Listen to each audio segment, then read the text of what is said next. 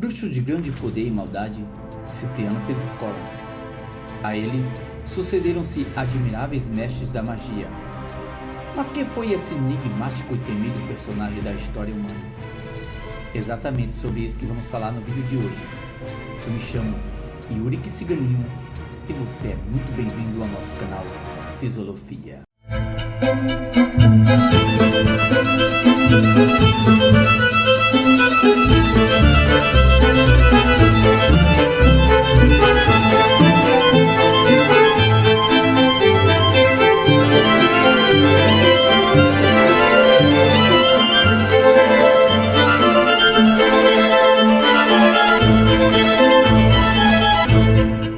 Primeiramente, você precisa saber que existiram dois Ciprianos, e não apenas um. E o mais incrível de tudo é que ambos viveram praticamente na mesma época, Cipriano de Cartago e Cipriano de Antioquia. Cipriano de Cartago foi um famoso orador que acabou se tornando bispo e santo da Igreja Católica. Segundo se conta na vida de todos os santos, ele nasceu no século III, com o nome de Tácio Cecílio Cipriano, na antiga cidade de Cartago, originalmente uma colônia fenícia no norte da África, mas precisamente na Tunísia. Só a nível de curiosidade, Cartago foi uma grande potência na antiguidade, disputando inclusive o controle do mar Mediterrâneo com ninguém mais, ninguém menos que o poderoso Império Romano. E foi dessa disputa que originaram-se as três guerras púnicas, após as quais Cartago foi completamente destruída. Cipriano de Cartago morreu no ano de 258 de nossa era. Mas a história de hoje é sobre Cipriano, o feiticeiro. Nascido por volta de 250 na Antioquia, região situada entre a Síria e a Arábia, pertencente ao governo da Fenícia. Hoje é a moderna cidade de Antáquia, no sudoeste da Turquia. Inclusive se tornou a capital da província de Hatay no Mediterrâneo. Antioquia foi fundada no século IV a.C. Segundo o historiador antigo Flávio Joséfo, ela teria sido a terceira maior cidade do Império Romano e também uma das maiores cidades do mundo conhecido naqueles tempos, com a população estimada em mais de 500 milhões de habitantes, ficando atrás apenas da capital do Império Roma e de Alexandria. Mas ela cresceu tanto a ponto de se tornar o principal polo comercial da província romana da Síria. Era considerada como a porta do Oriente. Júlio César, Augusto e Tibério utilizavam-na como centro de operações, devido às riquezas romanas que embelezavam, desde a estética grega até o luxo oriental. Antioquia também ocupa um importante lugar na história do cristianismo. Foi lá onde Paulo de Tarso fez o seu primeiro sermão, e foi lá também onde os seguidores de Jesus receberam o nome de cristãos pela primeira vez. Por isso ela é considerada o berço do cristianismo. Na época de Cipriano, o culto da deusa Astarte pelas mulheres na cidade de Antioquia chocava os cristãos. É tanto que foi banido pelo imperador Constantino I. E no início do século IV, em 313, o imperador Constantino publicou o Edito de Milão, concedendo a liberdade de culto aos cristãos. O imperador Teodósio, por meio do Edito de Tessalônica, em 390, tornou o cristianismo a religião oficial do império. Naquela época, a maioria da população da Antioquia era síria, chamados gentios. Embora houvesse numerosa colônia judaica, a cultura era tipicamente grego-helenista. Desde a infância, Cipriano foi induzido aos estudos da feitiçaria e das ciências ocultas, como astrologia, adivinhação e diversas modalidades da magia. Seus pais, aproveitando-se da vivacidade e da inteligência do filho, que lhe permitia grandear a estima dos homens, destinaram-no ao sacerdócio dos deuses e mandaram dar-lhe toda a instrução necessária. Cipriano aprendeu a ciência dos sacrifícios oferecidos aos ídolos, de modo que ninguém conhecia melhor do que ele os mistérios da idolatria. Logo se tornou um homem de muita força de vontade e inovador. Dedicou-se à alquimia e em pouco tempo já fazia tantos progressos que zombava dos amigos de iniciação por meio de seus inventos.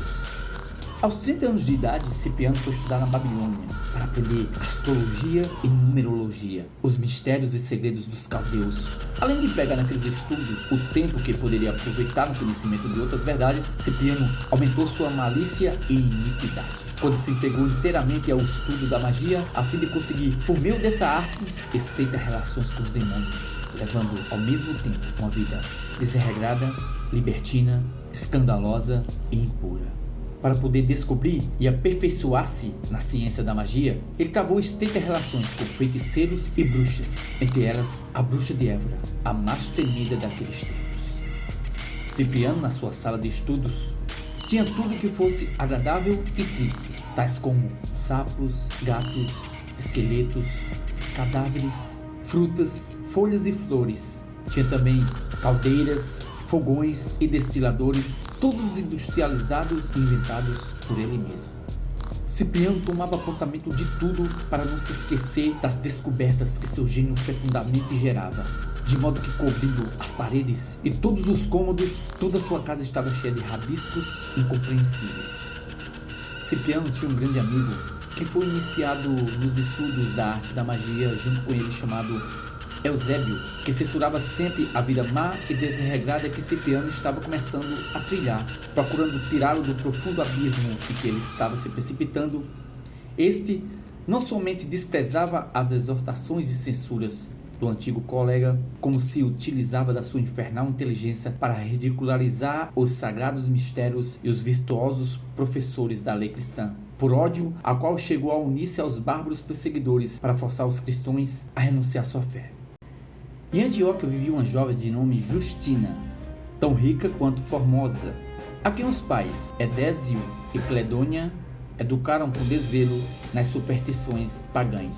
Justina, dotada de grande inteligência e curiosidade, ouvindo em certas ocasiões os sermões de Prálio, diácono da Antioquia, abandonou as extravagâncias das práticas dos gentios e, abraçando a fé cristã, conseguiu logo converter seus próprios pais. Sendo batizada, a ditosa moça tornou-se logo depois uma das mais perfeitas esposas de Jesus Cristo, consagrando sua vida ao Divino Mestre, procurando todos os meios de conservar essa delicada virtude. Para isso, observava rigorosamente a modéstia, entregando-se às orações e ao retiro. Não obstante isso, um rapaz chamado Aglaide, logo que a viu, ficou enamorado e pediu a seus pais sua mão em casamento, com que concordaram sem problemas. Apesar de todos os empenhos e rogos de Aglaide, Justina não concordou em se casar. Aglaide valeu-se então das artes de Cipriano, o qual, com efeito, empregou os meios mais eficazes das suas ciências diabólicas para atender o enamorado, que inclusive era seu grande amigo. Ofereceu aos demônios muitos sacrifícios abomináveis, e eles lhe prometeram o desejado êxito, cobrindo logo a jovem com terríveis tentações e ameaçando-a com horríveis fantasmas.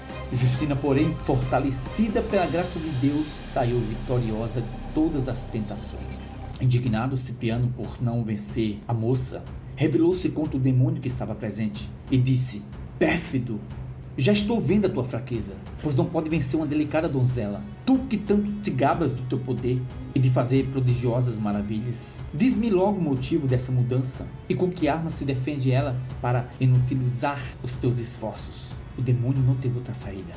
Confessou-lhe a verdade, dizendo que o Deus dos cristãos era o supremo Senhor do céu, da terra e do inferno, e que ele não podia nada fazer contra o sinal da cruz que Justina continuamente se armava. Tão logo aparecia para tentá-la, era obrigado a fugir em virtude do sinal da cruz de Cristo. "Pois se é assim", disse Cipriano, "eu sou muito louco em não me entregar ao serviço de tal Senhor, que é mais poderoso do que tu. Se o sinal da cruz dos cristãos obriga-te a fugir, não quero mais utilizar-me dos teus prestígios. Renuncio a todos os teus sortilégios, confiando na bondade do Deus que há de me admitir como seu servo." Irritado por perder aquele que por seu intermédio fizera tantas conquistas, o demônio logo tratou de apoderar-se do seu corpo. Porém, logo foi obrigado a sair, pela graça de Deus, que naquele momento já havia conquistado seu coração, e tornando-se senhor de sua vida e protetor seu. Em consequência, Cipriano teve de se empenhar em vigorosos combates contra os inimigos da sua alma, mas Deus sempre esteve a seu lado, desde o momento de sua conversão até o fim de sua vida.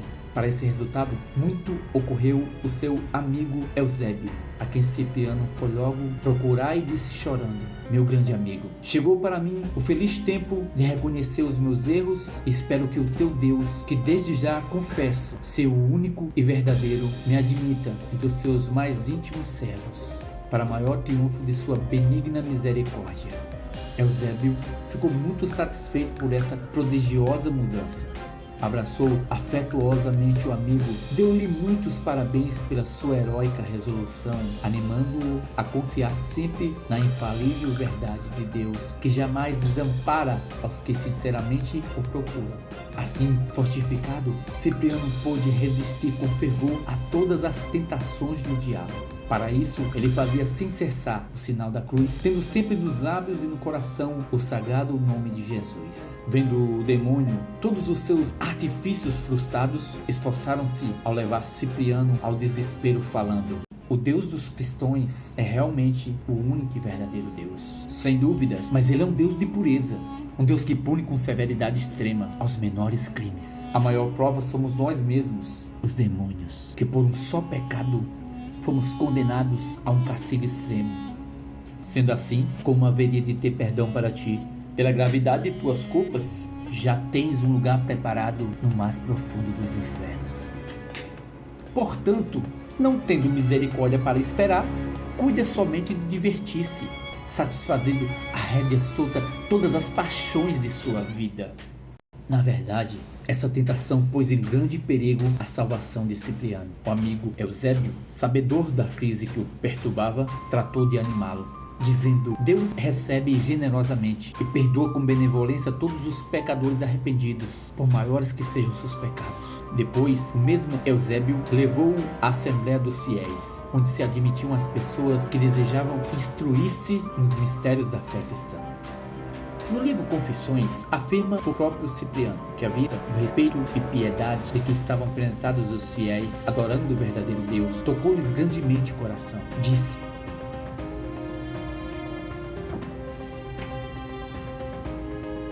eu vi cantar naquele coro os louvores a Deus e, terminando cada verso dos salmos com a palavra aleluia, tudo com atenção respeitosa e suave harmonia, parecendo-me estar entre os homens celestes. No final do ofício religioso, admiraram-se os assistentes de que um presbítero como Eusébio introduzisse Cipriano naquela sagrada reunião, e o bispo que estava presidindo muito mais o estranhou, pois não julgava sincera a conversão de Cipriano. Porém, ele desfez todas as dúvidas quando publicamente Cipriano queimou todos os livros de magia que possuía e em seguida doou todos os seus bens aos pobres. Então ele foi ingressado no grupo de catecúmenos. E quando suficientemente instruído na doutrina cristã, Cipriano foi batizado pelo bispo, juntamente com Aglaide, aquele mesmo, o apaixonado de Justina, que arrependido de sua loucura e seguindo o exemplo do seu bom amigo Cipriano, agora convertido, também quis emendar sua vida e resolveu se tornar cristão e seguir a verdadeira fé. Justina cortou os cabelos em sinal de sacrifício e também repartiu aos pobres tudo o que possuía. Cipriano fez grandes e maravilhosos progressos no caminho do Senhor. Sua vida foi um perene exercício na mais rigorosa penitência. Muitas vezes foi visto prostrado por terra, a cabeça coberta de cinzas,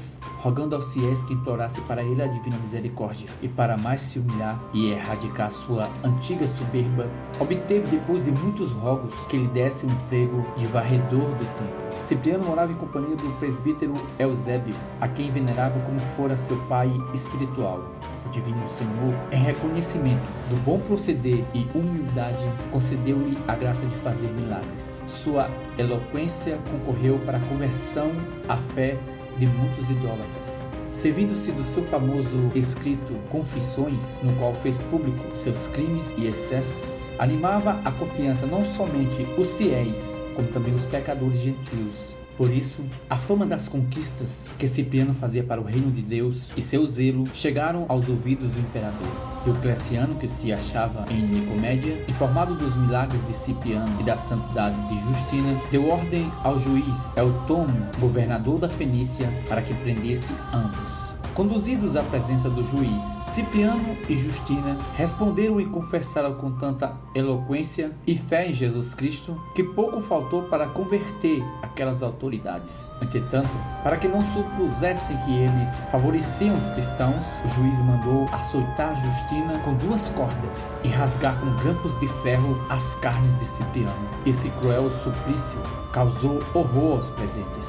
Vendo o déspota que nem as promessas, nem as ameaças, nem o terrível suplício abatia a constância dos dois, mandou atirar cada um em uma caldeira cheia de alcatrão, banha e cera fervente. Mas a súbita serenidade que se via nas faces e nas palavras dos mártires indicava que nada padeciam naquele tormento. Percebia-se que mesmo o fogo debaixo das caldeiras não tinha um mínimo calor. À vista disso, um sacerdote dos ídolos, de nome Atanásio, que por algum tempo fora discípulo de Cipriano, julgando que todos aqueles prodígios eram provocados por sortilégios do seu antigo mestre e querendo ganhar reputação maior entre o povo, invocou os demônios nas suas cerimônias mágicas e lançou-se na mesma caldeira de onde Cipriano foi tirado. Porém, logo morreu queimado, com as carnes esfregando nos ossos. Esse fato produziu grande perplexidade nos presentes e quase aconteceu na cidade motim em favor de Cipriano. O juiz resolveu enviar aos mártires a Diocleciano. Informado o imperador de tudo quanto acontecera, lendo a carta, Diocleciano, sem mais formalidades de processo, ordenou que Cipriano e Justina fossem degolados. A sentença foi executada no dia 26 de setembro, às margens do rio Gladys, que atravessava a cidade de Nicomédia, atual Izmir, na Turquia. Chegando naquela ocasião, um bom cristão de nome Teósfito procurou Cipriano para ter uma conversa em segredo, mas foi descoberto e também condenado à morte, sendo igualmente degolado. Esse homem era um marinheiro que, vindo das costas da Toscana, desembarcara próximo a Bitina. Os seus companheiros eram todos cristãos e, sabendo do acontecido, vieram à noite recolher o corpo dos 3 mártires e os levaram para Roma, onde ficaram escondidos na casa de uma piedosa senhora, até o tempo de Constantino Magno, quando foram transladados para a Basílica de São João de Latrão, em Roma. Bom pessoal, esse é o vídeo de hoje. Eu resolvi contar um pouquinho da vida de São Cipriano. Me baseei totalmente no livro Capa Preta que eu tenho aqui. Eu não tenho só esse não, tenho outros. Tenho outros também, né? Eu resolvi focar mais sobre a vida e a conversão. Tem outros pontos que a gente podia abordar. Eu vou tentar fazer isso em vídeos futuros. Isso é, se vocês curtirem esse vídeo, se vocês gostarem desse tipo de assunto, a gente ainda pode fazer outros vídeos. Como vocês podem ver, ele foi um personagem muito interessante. Ele foi consagrado santo, como o próprio Cipriano de Cartago, né? Ele também foi santificado pela Igreja Católica. Mas as pessoas só lembram da parte negativa dele, né? Da parte que ele foi feiticeiro. Existem diversas histórias dentro do livro bem interessantes, como a história do Elixir Maravilhoso, que fala sobre o chá da Pérsia. Existe a história de Nabô e seu amor por Nectar, a princesa da Babilônia. Existe a disputa de Cipriano com Gregório, o pregador. Existe a história que é muito interessante do encontro dele com Lagarrona, que é a feiticeira de Évora, uma das mais poderosas feiticeiras de todos os tempos. Essa história também é interessante, dá pra gente fazer um vídeo falar sobre isso também. Existe uma história interessante que está nesse livrinho aqui, que é o livro da sabedoria de São Cipriano. E esse aqui, gosto muito desse livro, que é a história de Victor Siderol, também é muito interessante, que é um cara que faz um pacto com o diabo, e dá para fazer um vídeo bacana também, só analisando essa história. Mas enfim, isso aí vai depender se as pessoas vão gostar do tema, né? Porque já tem um vídeo no canal sobre isso, né? Que é o vídeo falando sobre magia, religião e espiritismo, né? Ele é um dos vídeos mais vistos do nosso canal. É lógico que são poucas visualizações ainda, mas a gente vendo no Analytics da plataforma do YouTube, ele é um dos mais vistos. Então eu resolvi fazer esse vídeo de hoje nessa pegada para ver se a galera curte e se, dependendo do envolvimento de vocês, então a gente vai fazer mais alguns vídeos para ver se funciona, para ver se é isso que vocês querem, né? Hoje em dia eu sou espiritualista, não lido mais com questões de magia, como a história da conversão Cipriano, né? Eu entendo alguma coisa, eu posso até falar, e mais pra frente eu posso fazer um vídeo também falando sobre a minha doutrina, sobre o que eu acredito, como é que funciona o espiritualismo que eu pratico e tal. Eu resolvi não falar sobre magias, né? Mas mais pra frente, quem sabe, a gente pode fazer um vídeo mais voltado pro lado de alguns feitiços, orações que estão no livro, né? O livro tem muitas orações famosas, como a oração da Cabra Preta, a oração de São Cipriano e outras, né? Mas aí vamos ver como é que fica, vamos ver se a galera curte. E é isso, né? Bom, é isso. Espero que vocês tenham curtido o vídeo de hoje. Por favor, se você não for inscrito, se inscreve no canal. Se gostar desse tipo de assunto, dá like aí, que isso fortalece bastante. Até o próximo vídeo. Valeu!